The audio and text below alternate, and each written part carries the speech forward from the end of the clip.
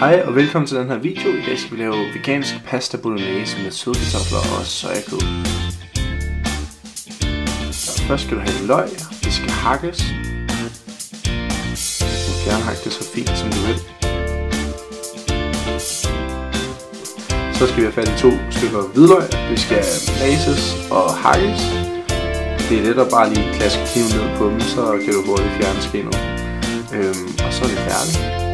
3 gulerødder skal lide deres død i dag. Start med at lige rense dem, hvis jeg har brug for det. Og så ellers bare skære dem på langs 2 gange og hakke dem fint.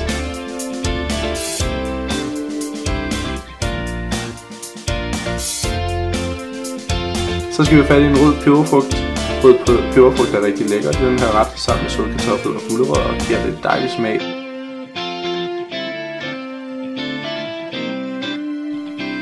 Sødkartoffel er fantastisk. Hvis du ikke kender det i forvejen, så bør du gå ned og købe det med det samme. Man kan få det i alle supermarkeder, og de smager rigtig godt og er fyldt med god næring. Masser af mineraler og vitaminer heri, som vi har brug for. Så skær dem. Jeg kan rigtig godt lide at skære dem groft, så jeg skærer nogle store tern. Du kan selvfølgelig skære dem finere, hvis du gerne vil have det. Så er det klar, og så skal det bare i gryden. Vi starter selvfølgelig med noget olie. Her bruger jeg kokosolie.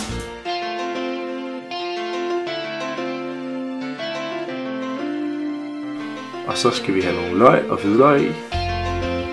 Og ned til det kommer jeg krydderier. Jeg kommer oregano, basilikum og timian. Og du kan bruge en lille smule røget paprika, hvis du også vil det. Så tilsætter jeg grøntsagerne, gulerødderne og peberfrugten og sødkartoflerne. Og så skal det bare røres rundt. Og når grøntsagerne de er møre, så tilsætter du tomater og bouillon. Og så kommer vi sojakødet i. Og det her det er fra Naturligt. Det hedder hakket veggie, og det er rigtig lækkert.